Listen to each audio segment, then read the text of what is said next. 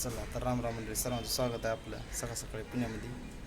तर अशा पद्धतीने बघा पूजाची मांडणी घेतल्या अवघ्या काही क्षणामध्ये पूजेला आपण सुरुवात करणार आहोत. पूजा कशी मांडली काय नाही नक्की सांगा. चला दाखवतो मग पूजा.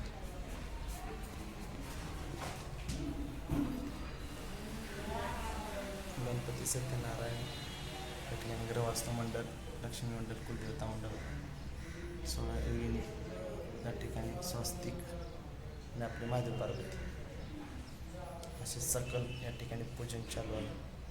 मांडणी झालेली आहे ती पाहू शकते. या ठिकाणी चवी या ठिकाणी मंडळवाले गणप्रवेश पूजन, सुंदर अशी पूजा आज या ठिकाणी पुण्यामध्ये चिखली या ठिकाणी होणार आहे. चला सुरुवात करू. अगोदरच खूप असा उशीर झालेला आहे पूजेसाठी.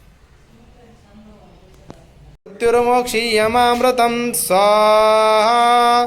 ओम त्र्यंबकं यजामहे सुगंधिं पुष्टिवर्धनम् उर्वारुक्मिर्वन्दनात्मक मृत्युर्मोक्षीयमामृतं स्वाहा.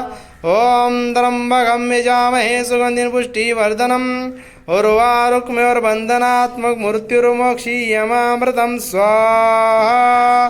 ओम महादेवाय धीमहि तन्नो रुद्रो प्रचोदयात् स्वाहा. ओम त्र्यंबकं यजामहे. हाय गाईज, तर आज आमच्या घराची पूजा संपन्न झाली आहे या प्रकारे. मंडळी राम राम, सर्वांचं स्वागत आहे आपल्या या ठिकाणी कट्ट्यामध्ये. तर कशी वाटली काय नाही पूजा आपल्या सर्वांना माहीतच आहे. आपण पूजा करतो आणि या ठिकाणी चिखली या ठिकाणी पुणेमध्ये ही सुंदर अशी पूजा रात्री मांडून ती घेतलं मी, मला माहीतच आहे. परंतु आता या ठिकाणी पूजा संपन्न झाली आहे.